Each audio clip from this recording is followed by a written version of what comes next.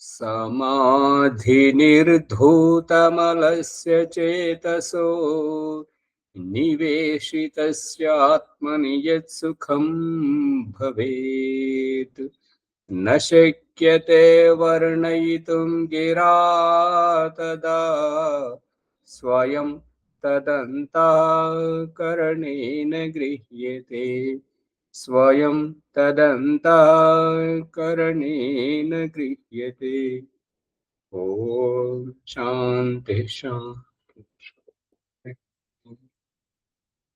ఈ యొక్క ఉపనిషత్తు జ్ఞాన గంగా అధ్యాత్మ సత్సంగానికి వచ్చేసినటువంటి వారందరికీ నమస్తే, స్వాగతం, సుస్వాగతం.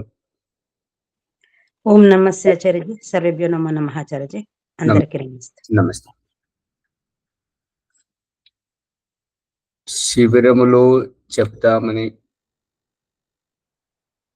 పని ఒత్తిడి వల్ల మరియు జలుబు అది చేయడం వల్ల మరి చెప్పుకోలేకపోయాం. ఆ అంశం దాన్ని పూర్తి చేసుకొని ముందుకు పోతే బాగుంటుందని అభిప్రాయం. ధ్యానం ఆంతరింగిక విషయం. ధ్యానం వినపడుతుంది అందరికీ? వినిపిస్తుంది. ఓం.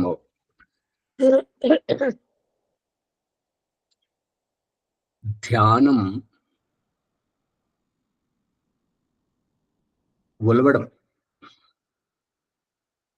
ఉపనిషత్తు ఋషి అభివర్ణించినట్టుగా నేతి నేతి నేతి, ఇది కాదు ఇది కాదు ఇది కాదు అనే అభిప్రాయాన్ని బావి తవ్వేటప్పుడు మట్టి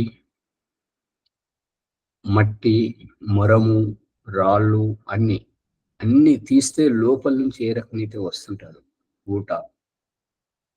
ఈ ధ్యానం అనేటువంటిది ప్రతి వ్యక్తికి స్వతహగా స్ఫురించేటువంటి స్థితిని ధ్యానం అంటారు.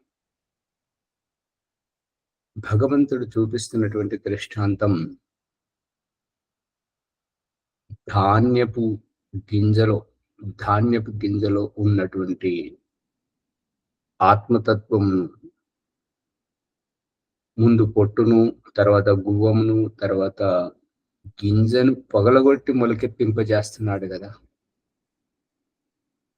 అదే ఆ ఆంతరంగిక స్వరూపం మనలోనూ కూడా ఆ విధంగానే. అందుకని ధ్యానం అంటే ఒక మంత్రానికి, ఒక రూపానికి, ఒక వస్తువుకు, ఒక శబ్దానికి మనల్ని మనం అంటుపెట్టుకోకూడదు. భగవంతుడు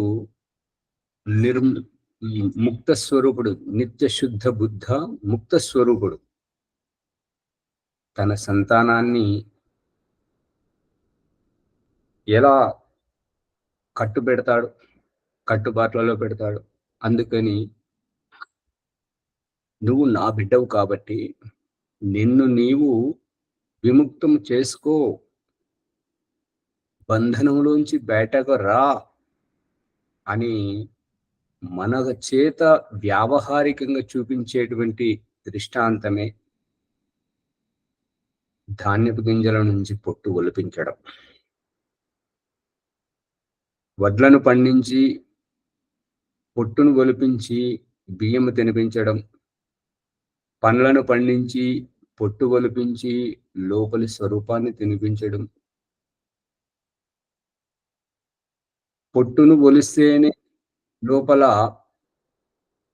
అద్భుతం, రసం, ఆస్వాదం, స్వాధిష్టానం లోపలుందని. స్వాధిష్టానం పండ్లలో, పప్పు దినుసుల్లో ఉండడం ఏంటి? కాదు. ఈ ఆత్మను పోషించేటువంటి, ఈ ఆత్మను బలపరిచేటువంటి, ఇప్పుడు ప్రకరణానికి బయటగా చూసినట్టయితే భారతీయ జనతా పార్టీ కేంద్రంలో ఉన్నటువంటి పార్టీ. ప్రతి ప్రదేశంలో ఆ పార్టీ స్థితిగతులను తెలుసుకొని ప్రభావితమైతున్నటువంటి వారినందరినీ తమ పార్టీ వారిగా అంతరంగికంగా స్వీకరించి తమ పార్టీ బలపడుతున్నట్టుగా ఏ రకమైతే పార్టీ అధ్యక్షుడు ఆనందపడతాడో అదే విధంగా ఎంతెంత మంది సంఖ్య ఎక్కువ అయితే వారి బలం ఎంత ఎక్కువగా ఉంటే ప్రతిపక్షం వారు ఎంతెంతగా తగ్గిపోతే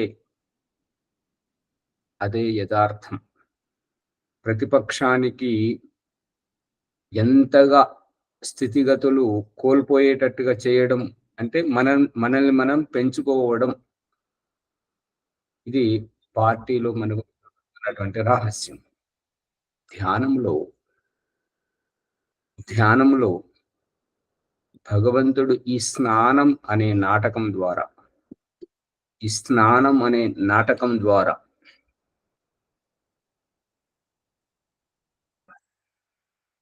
మన ఒంటి మీద ఉన్నటువంటివన్నీ విడిపించి స్నానం చేయిస్తున్నాడు. శుద్ధం అయిన తర్వాత మళ్ళీ ఈ భౌతిక యుగంలోనే ఉండాలి కాబట్టి మళ్ళీ వస్త్రధారణ చేయిస్తున్నాడు.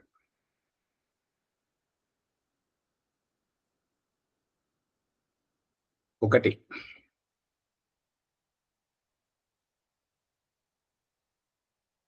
ఒక మంత్రం, ఒక రూపం, ఒక ఆకృతి, ఒక శబ్దం గురువుగారు చెప్పింది పట్టుకునేటువంటి పరిస్థితి, గురువుగారు చెప్పింది సత్యం అనేటువంటి పరిస్థితి అంత్యక్రియల తర్వాత పిండాలు పెట్టుకొని పిట్ట కోసం ఎదురు చూస్తున్నటువంటి స్థితి. ధ్యానం ఆంతరంగికం,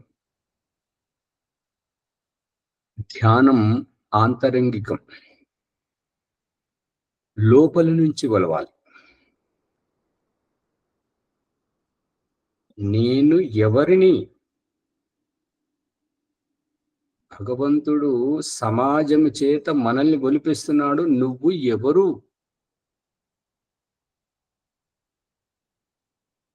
కనిపిస్తున్న శరీరం, కనిపిస్తున్నటువంటి వ్యక్తిత్వం ఇది కాదు. నువ్వు ఎవరు అని సమాజం చేత మనల్ని గుచ్చి అడిగిస్తున్నాడు. ఈ ధ్యానంలో కూర్చున్నటువంటి స్థితి, నేను ఎవరిని? దేహమును కాదు, రూపమును కాదు, మరి ఎవరిని?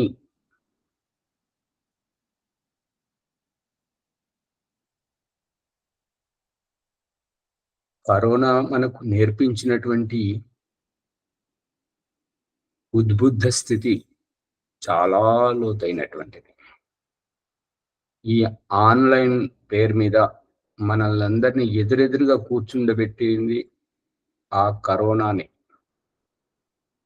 ఈ ప్రకరణంలో ఆ కరోనా చెప్తున్నటువంటిది ఏంటంటే లాక్ డౌన్, అష్టదిగ్బంధం.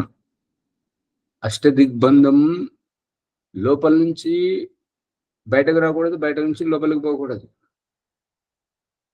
కానీ ఈ లాక్డౌన్లో ఒకటి ఉన్నది, అదే ఈ ధ్యానంలో మనం పట్టుకోవాల్సింది. నీకు బయట నుంచి ఏమీ రాదు, నువ్వు వెళ్ళకూడదు, బహిర్ముఖం కాకూడదు. నీవు ఉన్న స్థితిలోనే నీ సామర్థ్యంతో నువ్వు మసలుకోవాలి. ధ్యానంలో ఇదే.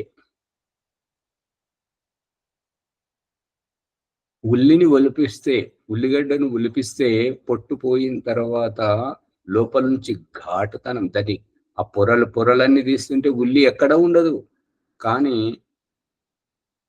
దాన్ని తరుగుతున్నప్పుడు ఆ ఘాటు తోటి తుమ్ములు, దగ్గులు వస్తాయి, కళ్ళలోంచి నీళ్ళు వస్తాయి. కాబట్టి ఈ లోపటి తత్వాన్ని పట్టుకోవాలి.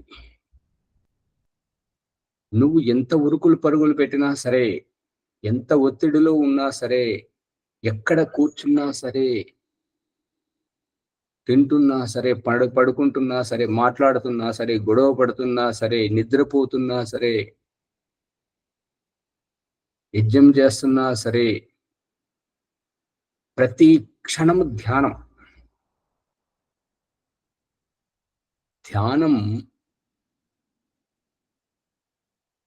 ఆవరణాలను తొలగించడం. ఆవరణాలను తొలగిస్తే ఆంతరంగికం అభివ్యక్తమవుతుంటది.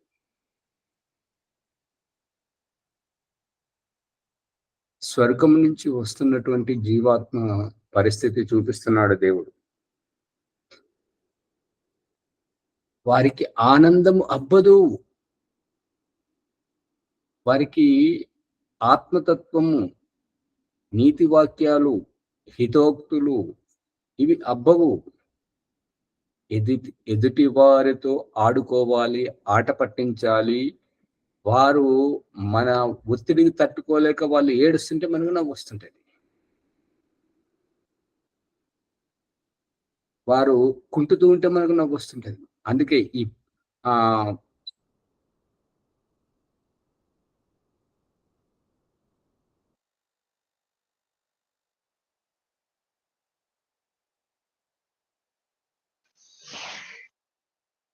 ఇక్కడ కరెంట్ పోయింది సార్. కరెంట్ పోయింది సార్. ఓకే, విద్యుత్ అంతరాయం అండి. ఆత్మను పట్టుకోవడం లోపల, పరమాత్మను పట్టుకోవడం లోపల లోతైనటువంటి విషయం వస్తున్నది. ఆవరణం తొలగిస్తే అంతరంగం బయటపడుతుంది అనే విషయాన్ని బోధిస్తున్నాడు. మనము జీవితం లోపల కనబడే తత్వాన్ని కళ్ళతో చూస్తున్నాము. కళ్ళతో చూస్తున్నటువంటి తత్వం లోపల కనబడే తత్వం కూడా ఒకటి ఉందని తెలుసుకోవాలి. కనబడే తత్వమే పరమాత్మ. భౌతిక ప్రపంచం లోపల మనకు కనబడుతున్నటువంటి నిజ జీవితంలో, ప్రకృతిలో ప్రతి పదార్థంలో జడము గాని చేతనము గాని, జడ చేతనాలు రెండిట్లో కూడా పరమాత్మ ఇమిడిగా ఉన్నాడు. అందుకే లోపల బయట పరిపూర్ణంగా ఉన్నాడు అని చెప్పి అంతర్యామి, పరమాత్మ ఒక పేరు అంతర్యామి. బ్రహ్మాండంలోనూ ఉన్నాడు. తర్వాత పిండం అంటే శరీరం, ఈ శరీరంలోనూ ఉన్నాడు. కానీ నేనెక్కడున్నా? నేను మాత్రము ఈ పిండములో మాత్రమే ఉన్నా. అది కూడా నాకు ఎక్కడ అవసరం ఉంటే అక్కడ, నా అవసరాన్ని దృష్టిలో పెట్టుకొని వ్యాపారం చేసినప్పుడు, నేను ఏదైనా విషయం మాట్లాడాలి అని అనుకున్నప్పుడు వాగేంద్రియంలో ఉంటా. ఈ శరీరంలో ఉన్నా కానీ అప్పుడు వాగేంద్రియములో విశిష్టమైనటువంటి ఏదైనా నిర్ణయం తీసుకోవాలి. ఆ నిర్ణయం ద్వారా వ్యాపారానికి లాభం కలుగుతున్నది లేదా నష్టం కలుగుతున్నది అనే సందర్భాల లోపల మహాతత్వం బుద్ధిలో ఉంటాం. ఇది మంచి, ఇది చెడు అనే విషయాన్ని తెలుసుకొని వ్యాపారం లోపల దృశ్యపరంగా చూడాలి అనుకున్నప్పుడు నేత్రములో ఉంటాం. కన్నులు లేకుండా ఎదుటి వారిని చూడలేము కదా, అప్పుడు నేత్రంలోనూ నాకు అవసరమైన విషయాలు ఎవరైనా చెప్పినప్పుడు శ్రవణేంద్రియంలోను ఈ విధంగా నేను ఎక్కడున్నాను, శరీరంలో ఉన్నా, కానీ నా యొక్క నివాస స్థానము వెన్నెముక కింది భాగము, మూలాధార చక్రము పైన, స్వాధిష్టాన చక్రం మధ్యలో, అక్కడ నేను ఉంటూ నా జీవితానికి, నా లక్ష్యానికి, నా కుటుంబానికి, ఈ సమాజానికి అవసరమైన కార్యక్రమాలు, క్రియలు పురుషార్థం చేసినప్పుడు మాత్రమే నేను ఆ పురుషార్థంలో ఉంటా. ఏ విధంగానైతే ఒక సామ్రాజ్యంలో రాజు తన సైనికులను, తన మంత్రులను వెంటబెట్టుకొని దర్శనార్థం వెళ్తాడో, అదేవిధంగా నేను ఈ శరీరంలో అణువును దర్శించడానికి కొరకు మనసు అనే సాధనం, ఒకటి అతి దగ్గరగా ఉన్నటువంటి సాధనాన్ని వెంబడి పెట్టుకొని నేను స్వయంగా వెళ్తాను. మనం ఎంత క్రితం చెప్పుకున్నాము, తనిఖీ అంటే ఇన్స్పెక్షన్. ఏదైనా వస్తువును, ఏదైనా ప్రదేశాన్ని ప్రత్యేకంగా చూడాలి అనుకున్నప్పుడు మనం టార్చ్ లైట్ పట్టుకొని ఏ విధంగా వెలుగులో అడుగులు ముందుకేస్తూ వెళ్తామో, అదే విధంగా ఈ జీవాత్మకు ముందు మనసు నడుస్తుంది. మనసు దారి ఎటువైపు పోతే అటువైపు జీవాత్మ వెళ్తుంది. శరీరంలో ఉన్నటువంటి జీవాత్మ తనకు తానుగా నిర్ణయం తీసుకొని నేను కేవలం నా లక్ష్యం వైపే పయనించాలి అని దృఢ సంకల్పం చేసినప్పుడు మాత్రము మనసును పక్కన పెట్టేస్తుంది. తాను స్వయముగా ఈశ్వరుని యొక్క రహస్యం తెలుసుకుంటుంది. ఓహో, నా జీవిత లక్ష్యము తప్పకుండా నేను పరమాత్మను తెలుసుకుంటేనే మళ్ళీ నా ప్రారంధాన్ని శుద్ధి చేసుకొని, ప్రక్షాళన చేసుకొని, ఇలాంటి జన్మకు ఓం ఆచార్య ఆరంభ कीजिए. ఓం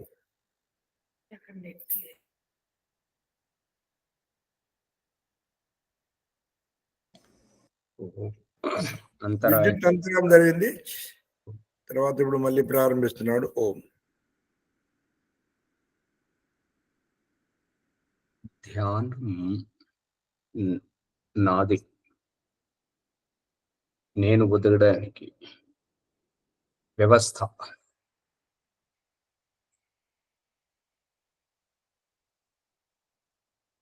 నాకు ఏమీ రాదు, అంతా నీవే,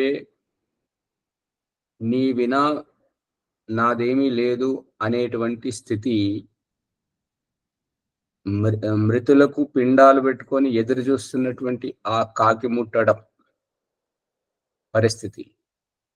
భగవంతుడు చూపిస్తున్నటువంటిది దృష్టాంతం, అంతా నువ్వే, నీలోనే ఉంది రహస్యం, నీ ఆవరణాలను తొలగించుకో అని ఈ ధాన్యపు గింజలను, పప్పు గింజలను, పండ్ల నుంచి ఈ పొట్టును గొలిపింపజేయడం. ఈ యొక్క స్నానం నాటకం, మృత్యువు నాటకం. మృత్యు అనేటువంటిది అన్నింటికంటే పెద్ద అబద్ధం. ఆ అబద్ధం ద్వారా కూడా ఒక నిజం చెప్తున్నది ఏంటంటే, మృత్యు అనేది ఏ ప్రాణికి లేదు, జీవాత్మకు చావు లేదు. కానీ ఈ దేహాలు మార్పింప చేయడం, ఈ దేహాలు పశు పక్షి క్రిమి కీటకాలు, మనిషి, స్త్రీ పురుష నపుంసక, ఈ దేహాలు మార్పిస్తూ ఈ చావు ద్వారా భగవంతుడు చెప్తున్నటువంటి సందేశం ఏంటంటే, నువ్వు దేహం కాదు, ఇదిగో చూడు, నువ్వు దేహము కాదు, నువ్వు ఆత్మవు అని చెప్పేసి ఈ చావు ద్వారా భగవంతుడు చెప్తున్నటువంటిది ఇదే సందేశం. చావు శరీరానికి కాదు, చావు ఆత్మకు కాదు. ఆత్మ చ అని పోతుంది, చనిపోతుంది.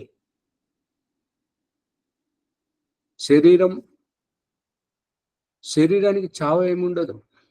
శరీరం ఎటువంటి పరిస్థితి అని అంటే, వాహనమును వినియోగించుకుంటే వినియోగం అవుతుంది, వినియోగించుకోకపోతే చెడిపోతుంది, తురుపు పట్టిపోతుంది, పాడైపోతుంది. అంతే తేడా. డ్రైవర్ ఎక్కి దాన్ని నడిపించుకుంటే దాన్ని తుడవడము, దానికి కడగడము, గాలి కొట్టుకోవడం, పెట్రోల్ వేసుకోవడం, నడిపించుకోవడం చేస్తుంటే కొద్ది రోజులు నాణ్యతగా ఉంటుంటది. అదే డ్రైవర్ దిగిపోతే, డ్రైవరు అసలు దాన్ని వినియోగించుకోకపోతే, యజమాని వినియోగించుకోకపోతే పాడైపోతుంది. సూర్యరశ్మికి రంగు వెలిసిపోతుంది, వెలవెలపోతుంది. గాలి దుమారానికి అద్దాలు పగిలిపోవచ్చు, టైర్లు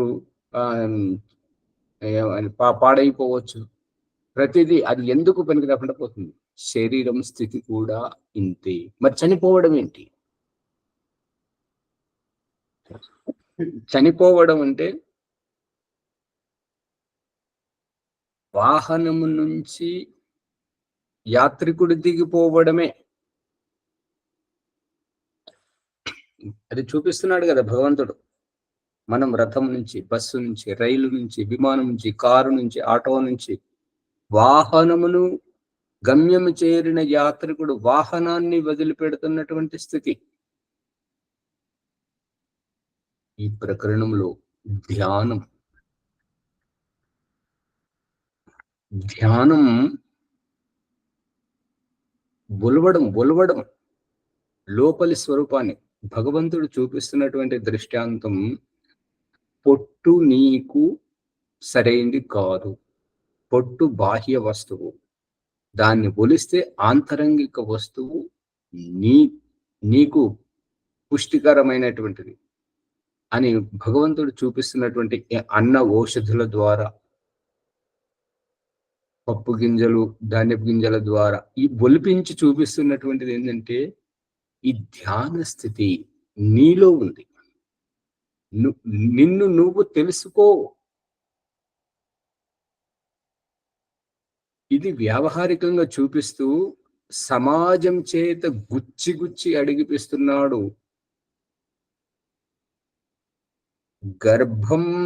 గర్భాధానమైన నాటి నుంచి మొదలుకొని అంత్యేష్టి అయినటువంటి దశదిన కర్మ, ఇక మాసికం చేసుకుంటే మాసికం, ఇక సంవత్సరికం చేసుకుంటే సంవత్సరికం. ఎవరు గర్భాధానం అయిన తర్వాత తల్లిదండ్రులను మరిపింపజేసి ఆ గర్భము పట్ల మన దృష్టిని మళ్లింపజేస్తున్నాడు దేవుడు. ఆ గర్భం ఎదుగుదల చూసి సీమంతోన్నైన సంస్కారంలో, నువ్వు పుట్టి మనిషివి కాదమ్మా, ఇలా ఉండాలమ్మా, అలా ఉండాలమ్మా, ఇగో ఈ పదార్థాలు తినాలమ్మా అని చెప్పేసి ఆ పదార్థాలను శిశువుకు అందివ్వడం.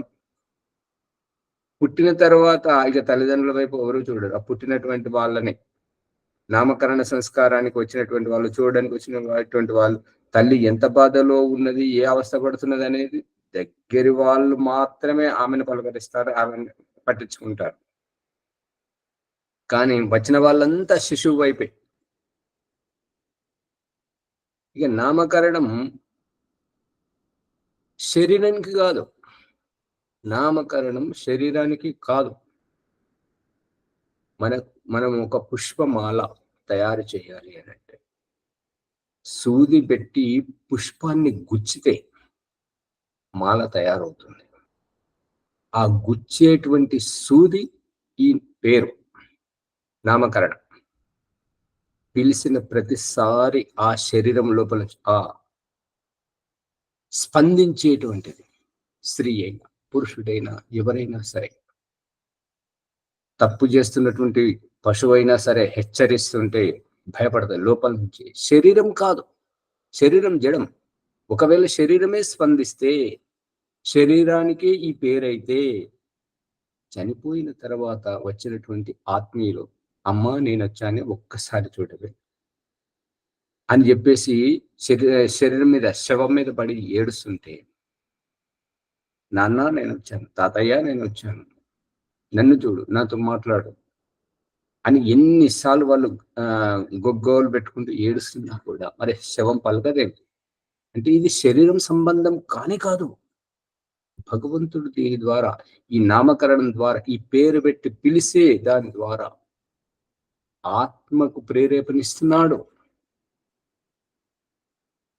అందుకే దయానంద సరస్వతి చెప్తున్నది ఏంటంటే, పేరు చాలా అర్థవంతంగా ఉండాలి, లోతుగా ఉండాలి, ఆత్మను ప్రేరేపించాలి, శరీరానికి కాదు. స్త్రీ శరీరానికి, పురుష శరీరానికి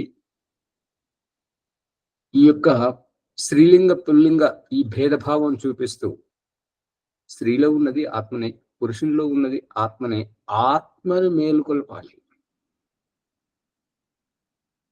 ఓ వీరుడా, ఇప్పుడు పెడుతున్నారు కదా బన్ను అని ఇంగ్లీష్లో అంటారు. దాని అర్థం డబల్ రొట్టె అని అంటారు. బన్నీ అని పేరు పెడతారు. ఉత్తర భారతంలో అయితే పప్పు అని పేరు పెడతారు. పప్పు అంటే వాళ్ళకి అంతవరకే జ్ఞానం ఉంది.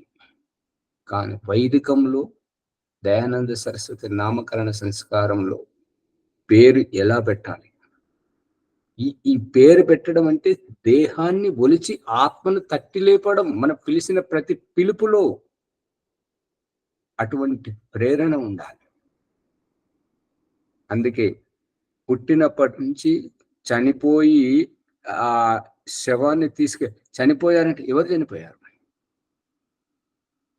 శరీరం చనిపోయిందని ఎవరు అన్నారు? ఇది శరీరం చావు కాదు. కాబట్టి ఆత్మ చనిపోయింది అనే శబ్దం ఏంటంటే పోయింది, పోయిండు అని ఆ మగ శరీరం ఆడ శరీరాన్ని బట్టి, ఆడ శరీరం అయితే పోయింది అని, మగ శరీరం అయితే పోయిండు అని ఆ స్త్రీలింగ భేదభావంతో ఎవరైతే ఇన్నాళ్ళు స్త్రీగా పురుషుడిగా నేను నేను అని అన్నారో అతడు పోయాడు, చనిపోయాడు. ఆత్మ వెళ్ళిపోయింది, శరీరం పడి ఉన్నది. మరి చావరికి చావు జీవితానికి. ఈ జీవితం ఆపాలి, ఈ జీవితం ఇంతటితో సమాప్తమైంది, ఈ యాత్ర ఇంతటితో ఆగిపోయింది, ఇక గమ్యానికి చేరుకున్నాం, ఇక యాత్ర అవసరం లేదు. యాత్రను ఆపడం దారి అదే, నడిసేవారిని మనమే, కానీ యాత్ర మాత్రమే ఆగిపోయింది. అంటే జీవితం మాత్రమే ఆగిపోయింది. ఈ జీవితం ఆగిపోవడమే చావు. శరీరం వాహనం లేని యజమాని వాహనాన్ని వినియోగించుకోకపోతే ఆ వాహనం ఏ రకమైతే పాడైపోతుందో, ఆత్మ లేని శరీరం కుళ్ళిపోతే దానివల్ల ప్రమాదం మనకే. కాబట్టి మన ఆత్మరక్షణ గురించి మనం అంత్యక్రియలు చేస్తున్నాం.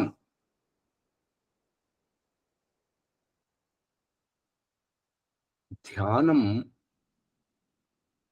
ఆత్మ విషయం, ఆత్మ తెలుసుకోవాలి. ఒక పిచ్చివాడు రోడ్డు మీద ఏది కనపడితే అది తీసేసుకుంటాడు. ఇన్ని మూటలు ముంగట వెనుక అన్ని కట్టుకున్నట్టుగా చూసే ఉంటారు. దాని సందేశం ఏంటంటే ప్రతిదీ కావాలి, ఇది కావాలి, అది కావాలి, ఇది నాకే, అది నాకే అనే కావాలి అనేటువంటి అవస్థ విక్షిప్త అవస్థ. ధ్యానం ఆ విక్షిప్తతను ఒలవడం. ఒక్కొక్కటి ఉపనిషత్కారుడు చెప్తున్నాడు, నేతి ఇది కాదు, ఈ అలంకరణ కాదు, ఈ వేషభూష కాదు, ఈ అందచందాలు కావు, ఈ శరీరం కాదు, ఈ స్త్రీత్వం కాదు, ఈ పురుషత్వం కాదు, ఈ నపుంసకత్వం కాదు, ఈ పశు పక్షి క్రిమి కీటకం, ఈ కనబడే రూపమేది నేను కాదు.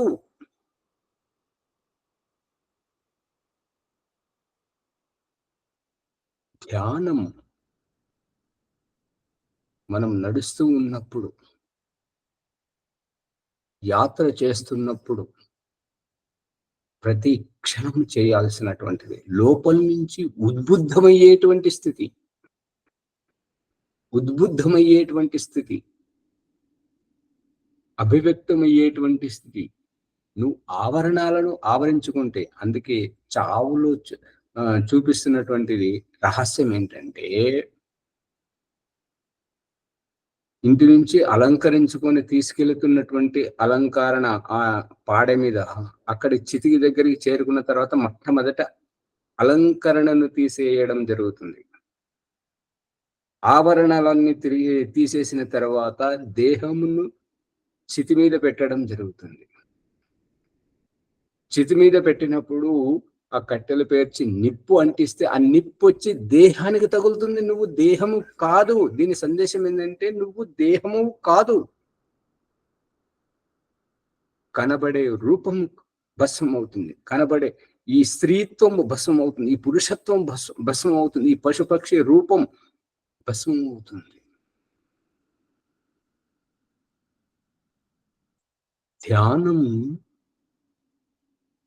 ఆంతరంగికం.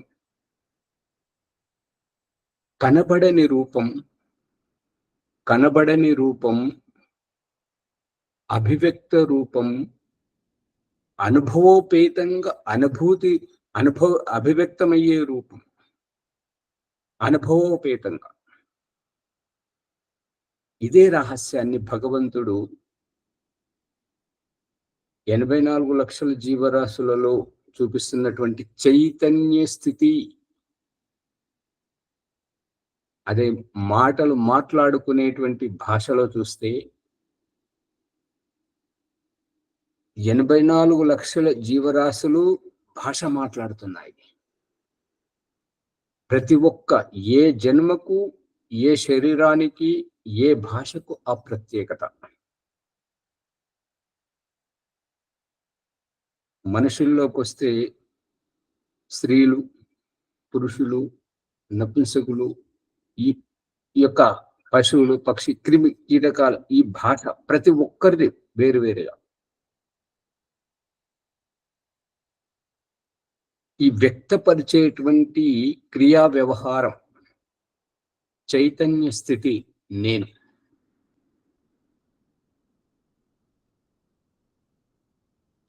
కనబడే రూపం, కనబడే రూపం, జన్మ వైశిష్ట్యం, వైవిధ్యం, ఇవన్నీ వేరు.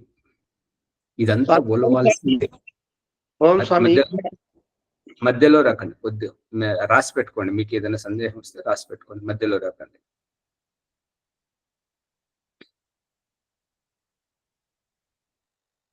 ధ్యానం ఆవరణాలను బొల్వడం. ఎప్పుడైతే కర్మఫలం శేషముగా ఉంటుందో, ఎప్పుడైతే కర్మఫలం శేషముగా ఉంటుందో, పండులో గువ్వము తినిపించి గింజను వదిలింపజేస్తున్నాడు, విత్తనాన్ని వదిలింపజేస్తున్నాడు భగవంతుడు. అంటే దీని సందేశం ఏంటంటే, నువ్వు పండావు, పరిపక్వం అయ్యావు, కానీ నీ కర్మ ఇంకా శేషం ఉన్నది కాబట్టి నువ్వు విత్తనముగా మిగిలాలి.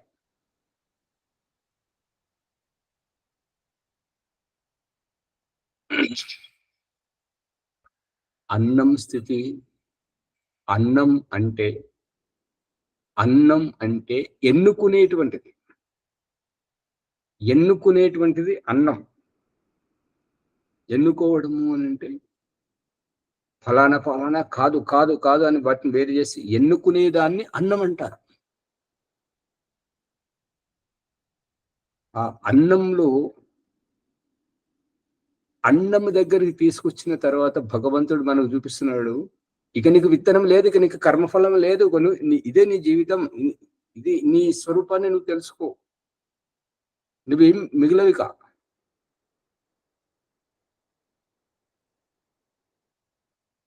అందుకని ఆధ్యాత్మిక క్షేత్రంలో ఉన్నప్పుడు తరల పదార్థాన్ని కానీ పరిపక్వమైనటువంటి ఆహారాన్ని ఆధ్యాత్మిక మార్గంలో వచ్చినటువంటి వారికి తినిపిస్తున్నాడు.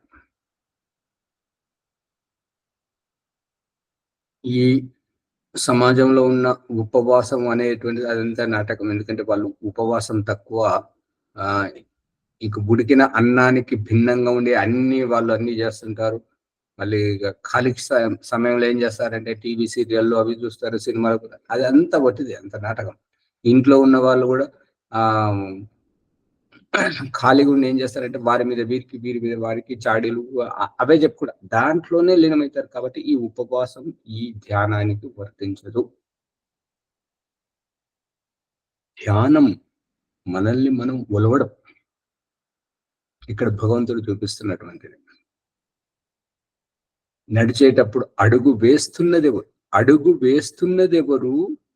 అక్కడ సీసపెంకు, చీమ, ముళ్ళు, బురద నాకు అంటద్దు, నాకు కుట్టద్దు, నాకు గుచ్చుకోవద్దు, నాకు రాయి తగలొద్దని మేలుకొల్పు ఎవరికి మేలుకొల్పు వస్తుంది? ఎవరు మేల్కొంటున్నారు? ఆ గాయపడ్డ తర్వాత అయ్యో గుచ్చుకుందని చెప్పేసి ఎవరు బాధపడుతున్నారు? ఎవరికి స్పర్శ?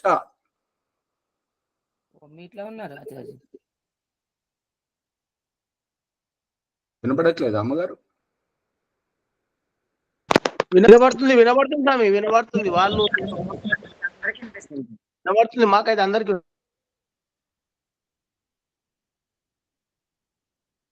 స్పర్శ కాలికి ఎటువంటి స్పర్శ కలుగుతుంది? దేహానికి స్పర్శ చలికాలంలో ఒక రకమైన స్పర్శతో మనల్ని ఉద్బుద్ధం చేస్తున్నాడు భగవంతుడు. వర్షంలో తడిపించి చలికాలంలో చలితోటి ఎండాకాలంలో ఎండలు మండింపజేసి ఆ ఉష్ణోగ్రత ద్వారా ఈ స్పర్శ ఎవరు అనుభవిస్తున్నారు? దేహం కాదు కదా.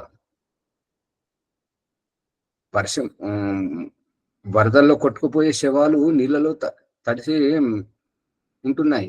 వాటికి చల్లదనం జలుబు వేయట్లేదు శవాలకు కాదు. చలికాలంలో అక్కడ కశ్మీర్లో, అమెరికాలో అక్కడ మంచు కురిసేటువంటి ఆ మంచు కొండల్లో వాళ్ళ సైనికులు దేశాన్ని కాపాడుతూ చచ్చిపోతుంటారు. వాళ్ళ శవాలు కొన్నేళ్లకు దొరుకుతుంటాయి ఆ మంచులో కప్పుబడి ఉండి. మరి చలి ఆ శవాలకు తగలట్లేదు. ఎండలు మండిపోతుంటే ఆ రాజస్థాన్లో ఆ మండే ఎండలకు ఇంటి పైకప్పులు పగిలిపోతాయని చెప్పేసి వాళ్ళు ఈ యొక్క మార్బల్ బండలు పెట్టుకుంటారు చెత్త పగలకుండా ఉండడానికి. అటువంటి వేడిలో చనిపోయేటువంటి వారు మరి ఆ శవాలకు వేడి తగలట్లేదు కదా.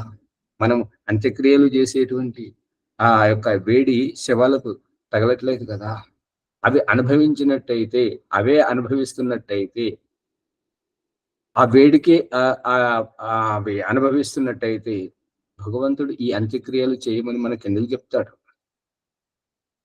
కానీ ఆ వేడిని అనుభవించేది నేను, ఉక్కపోసేది నాకు, దేహము మాధ్యమం మాత్రమే. నేను లోపల ఉన్నాను కాబట్టి ఆ ఉక్కపోతకు చెమట వస్తుంది.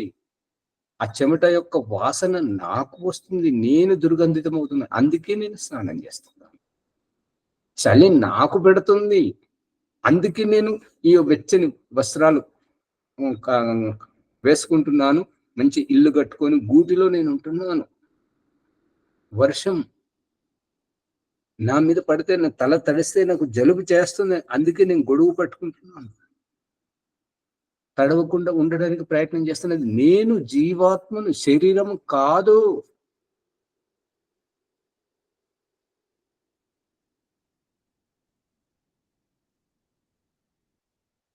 ధ్యానం, హిప్నోటిజం కాదు. ధ్యానం వశీకరణ కాదు. వశీకరణ మోసం. దృష్టిని మళ్లింపజేయడం, ఆకర్షింపజేయడం. ఆ దృష్టి మళ్లింపు తొలగిపోయిన తర్వాత, ఆకర్షణ పోయిన తర్వాత మళ్ళా యథాపూర్వం అకల్పయ, మళ్ళీ పూర్వస్థితికి వచ్చేటువంటి ప్రమాదం ఉంది.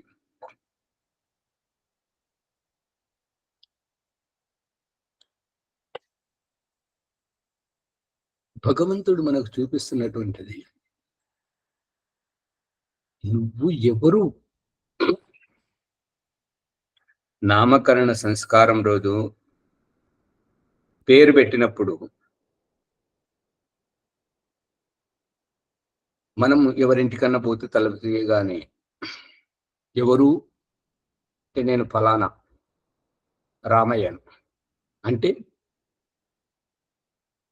ఇప్పుడు నామకరణము రోజు రామయ్య అని పేరు పెట్టిన తర్వాత ఆ పేరుతోటే పిలిచి మనం పెరుగుతున్నప్పుడు ఎవరైనా ఇంటికి పోతే తలుపు తీసి వారు అడుగుతారు, ఎవరు?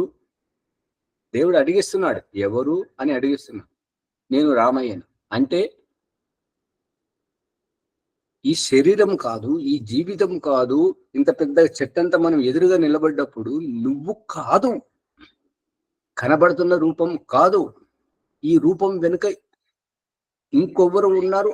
ఆ తత్వాన్ని నువ్వు పట్టుకో. అందుకే రామయ్య అని మనం మన పేరు చెప్పగానే వాళ్ళు అంటారు, అంటే రామయ్య అంటే ఎవరు? అంటే నేను ఫలానా ఆయన కొడుకు. ఆయన ఎవరు? అని మన ఫలానా కులం వారు, ఫలానా ఊరు, ఫలానా. ఈ కనబడని వెనుక ఆ తత్వాన్ని చెప్పడం ద్వారా మనకు అతను ఓహోహో అలానా అవుతారండి. పశువులకు ఆ గుర్తింపు కార్డు దొంగలు ఎత్తుకోపోకుండా ఉండడానికి వాటికి చెవికి గుర్తింపు బిల్లలు, ఫలానా వారిది, ఫలానా రిజిస్ట్రేషన్, ఫలానా మండలం, ఫలానా వ్యక్తిది అని చెప్పేసి ఏదైతే కొడుతుంటారో, ఈ ఆధార్ కార్డు అటువంటిదే. ఈ ఆధార్ కార్డు ఏం చెప్తుంది అని అంటే, మనం చెప్పే ఏ మాట వినదు, ఎవరు పట్టించుకోరు. దీని వెనుక ఉన్న రహస్యం ఏంటంటే, నీ మాటలు కట్టిపెట్టు, అందుకే మౌనంగా కూర్చోవాలి. నీ వ్యవహారం అంతా ఆపేయి, ఆధార్ కార్డు చూపెట్టు, నువ్వు ఎవరివో. కనబడని రూపాన్ని పట్టుకోవడానికి ప్రయత్నం చేసేదే ఈ ధ్యానం, సాక్షాత్కారం. ఈ రూపం, ఓంకార శబ్దం, గాయత్రి మంత్రం, ఇంకేదైనా మంత్రం, ఇంకేదో విగ్రహ రూపం, ఇవన్నీ మూర్ఖత్వం. ఇవన్నీ భగవంతుడు చూపిస్తున్నటువంటి యథార్థం. అంటే తప్పుగా అనుకోవద్దు. ఓంకారం అని, ఓం నమ శివాయ అని, గాయత్రి మంత్రం, ఇవి వాటి స్థానంలో వాటి గొప్పతనం ఉంది. కానీ ఈ రోజు నేను నా సాక్షాత్కారం చేసుకోవాలి, నా ప్రభు యొక్క సాక్షాత్కారం చేసుకోవాలి అని అన్నప్పుడు వాటి అవసరం లేదు, అంతే.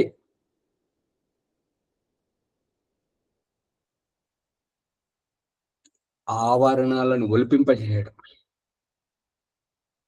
కనపడే రూపాన్ని నువ్వు తొలగించుకోగలుగుతావో, ఈ యొక్క ప్రత్యేకతల్ని ఎప్పుడైతే తొలగించుకోగలుగుతావో అప్పుడు నీ నిజ స్వరూపం నీకు అభివ్యక్తం అవుతుంది. అది ఏ సాక్షాత్కారం.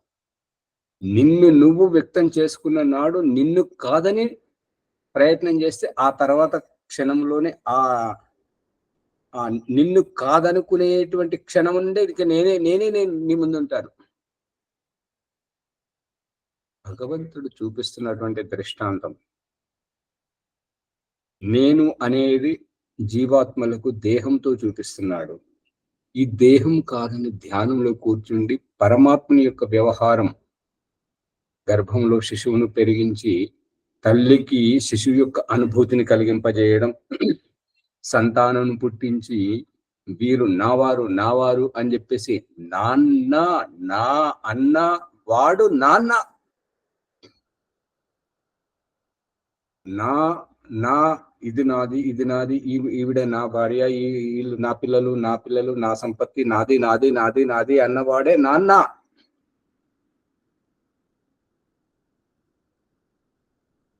ఇది ఈ నాన్న అనేవాడు ఇతరుల కోసం మాత్రమే బతుకుతున్నవాడు. ఈ తల్లి అనేటువంటిది ఇంకొకరి కోసం మాత్రమే తల్లడిల్లుతున్నటువంటిది. అమ్మ అనేటువంటిది ఇంకొకరికి వమ్ము చేయనటువంటిది. తాత అనేవాడు తరించి తీరము చేరమని అనుభవాన్ని చెప్పేవాడు తాత. అక్క ఎక్కు పెట్టేటువంటిది. అక్క ఎవరికి ఎక్కు పెడుతుంది? అమ్మ ఎవరికి వమ్ము చేయకుండా తన నిజాయితీ వ్యవహారాన్ని చూపిస్తుంది. నాన్న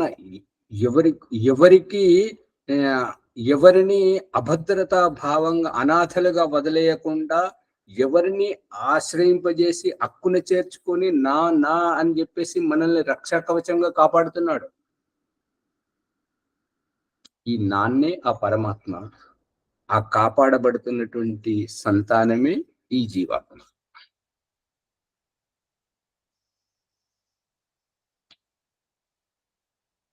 రహస్యం కొంతవరకు వచ్చింది. సమయం నియంత్రణలో ఉండమని చెప్తుంది. కాబట్టి ఈ ప్రకరణాన్ని కొనసాగిద్దాం. ఎందుకంటే శ్యామలయ్య గారు ప్రశ్న అడగాలనుకున్నారు. మళ్ళీ మీకు ఇంకెన్ని ప్రశ్నలు వచ్చినా కూడా రేపు అడగండి. ఇవాళ మాత్రం శ్యామలయ్య గారికి అవకాశం. శ్యామలయ్య గారు అడగండి. సమాధానము కొంత దొరికినట్లయింది స్వామి. అంటే చావు అనగా ఈ శరీరం ఈ యొక్క ఒక బస్సో గాని యాత్ర ఏదో ఉంది, దాని పని అయిపోయింది, ఇంకో కొత్త బండి కావాలి, కొత్తది కావాలని వీడికి వదులుకున్నట్లా అయింది అన్నట్లు అనిపిస్తుంది స్వామి. భగవంతుడు ఈ నాటకీయ పరిణామాలతోటి ఈ స్నానం ఏంటి? స్నానంలో అదే కదా, మురికి వస్త్రాలను వదిలింపజేసి ఉతికిన కొత్త వస్త్రాలను ధరింపజేయడం, శుభ్రమైన వస్త్రాలను ధరింపజేయడం. మృత్యువులో ఏముంది? పాత శరీరాన్ని వదిలింపజేయడం, కొత్త శరీరాన్ని ధరింపజేయడం. ఏమున్నది? అంతే. భగవంతుడు మనకు చూపిస్తున్నాడు కదా. ఈ బండి పనికిరాదు, దీన్ని వదిలేసి కొత్త బండి ఇక మళ్ళీ కొత్తది అంటకు. అంతే కదా. ఈ వాహనం అక్కడి వరకు చేరుకోలేదు, నిన్ను చేర్చలేదు గమ్యానికి. ఇది ఇంతవరకే, దీని సామర్థ్యం ఇంతవరకే. నువ్వు ముందుకు వెళ్ళాలంటే మరొక వాహనం పట్టుకోవాలి.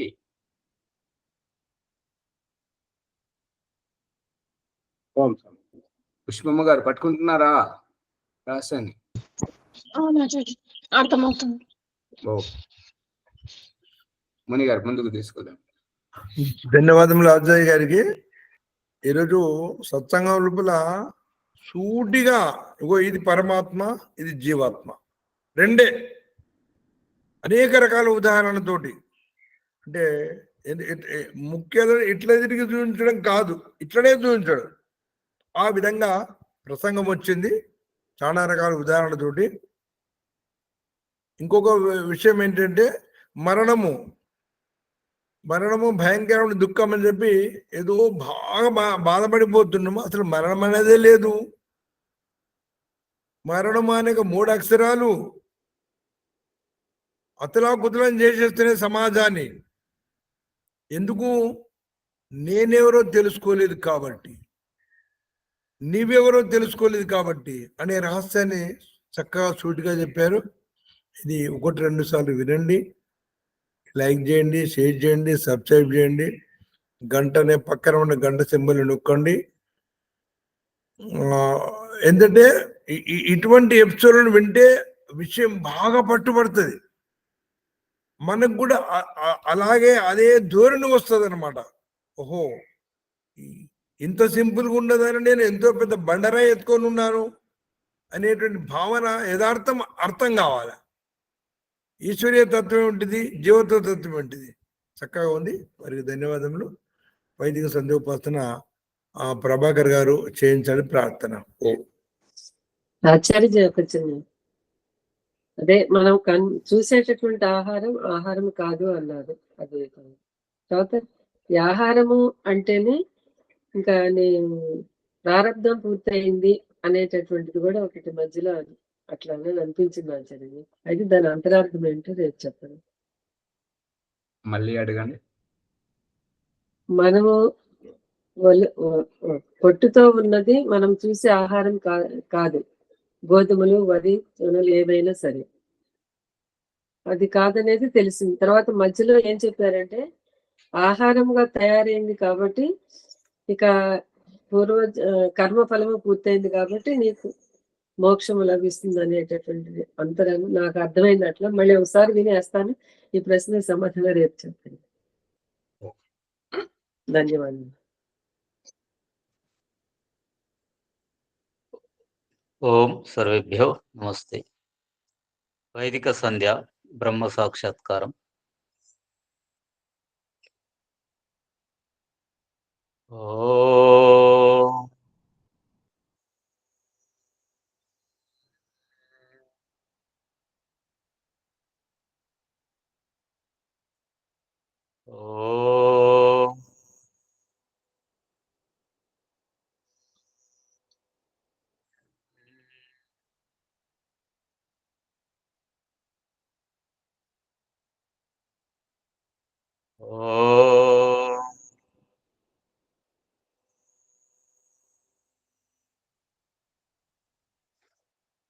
ఓం అమృతోపస్తరణమసి స్వాహ. ఓం అమృతాపిదానమసి స్వాహ. ఓం సత్యం యశః శ్రీర్మైశ్రీ శ్రేతాం స్వాహ. ఓం శన్నో దేవీరభీష్టయ ఆపో భవంతు పీతయే శంయోరభిస్రవంతు నః. ఓం వాక్ వాక్. ఓం ప్రాణః ప్రాణః. ఓం చక్షుః చక్షుః. ఓం శ్రోత్రం శ్రోత్రం. ఓం నాభిః. ఓం హృదయం. ఓం కంఠః. ఓం శిరః. ఓం బాహుభ్యాం యశోబలం. ఓం కరతలాకరపృష్ఠే. ఓం భూః పునాతు శిరసి. ఓం భువః పునాతు నేత్రయోః. ఓం స్వః పునాతు కంఠే. ఓం మహః పునాతు హృదయే. ఓం జనః పునాతు నాభ్యాం. ఓం తపః పునాతు పాదయోః. ఓం సత్యం పునాతు పునఃశిరసి. ఓం ఖం బ్రహ్మ పునాతు సర్వత్రా. ఓం భూః. ఓం భువః. ఓం స్వః. ఓం మహః. ఓం జనః. ఓం తపః. ఓం సత్యం. ఓం ఋతం చ సత్యం చాభిద్ధా తపసోऽధ్యజాయత. తతో రాత్ర్యజాయత. తతో సముద్రోర్ణవా. సముద్రార్ణవాదది సంవత్సరో అజాయత. అహోరాత్రాణి విదదద్విశ్వస్య మిషతో వశి. సూర్యాచంద్రమసౌ ధాతా యథా పూర్వమకల్పయత్. దివం చ పృథివీం చ అంతరిక్షమతో స్వః. ఓం శన్నో దేవీరభీష్టయ ఆపో భవంతు పీతయే శంయోరభిస్రవంతు నః. ఓం ప్రాచేదిగగ్నిరధిపతిరసితో రక్షితాదిత్యా ఇషవః. తేభ్యో నమో అధిపతిభ్యో నమో రక్షితృభ్యో నమో యేషుభ్యో నమో యేభ్యో అస్తు.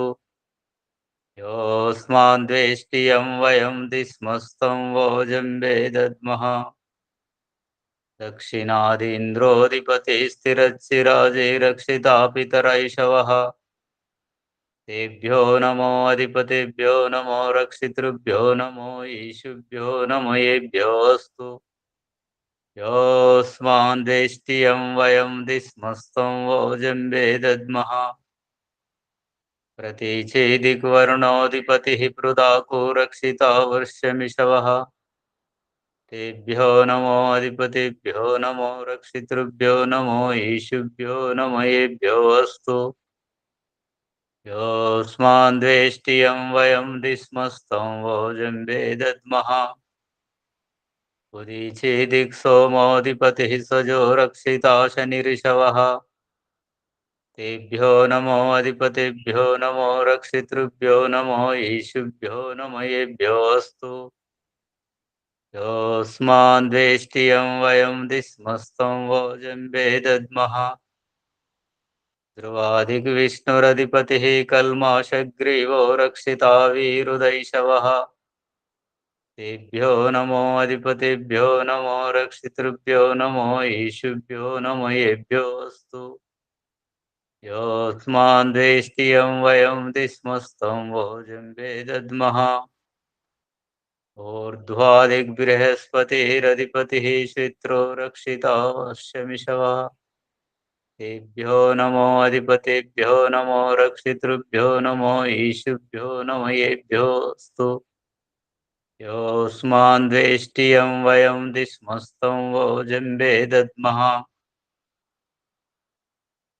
जातवेदसे सुनवामसो ममरातीयतो निदहाति वेदः स नः पर्षतति दुर्गाणि विश्वानावेव सिन्धुं दुरितात्यग्निः चित्रं देवानामुदगादनीकं चक्षुर्मित्रस्य वरुणस्याग्नेः आप्राध्या वा पृथिवी अन्तरिक्षं सूर्य आत्मा जगतस्तस्तु सच्चा उदुत्यं जातवेदसं देवं वहन्ति केतवः दृशे विश्वाय सूर्यम् उद्वयं तमसस्परिश्वः पश्यन्त उत्तरम् देवं देवत्रा सूर्यमगन्मज्योतिरुत्तमम् तच्चक्षुर्देवहितं पुरस्तात् शुक्रमुच्चरत् पश्येम शरदशतं जीवेम शरदशतं शृणयाम शरदशतं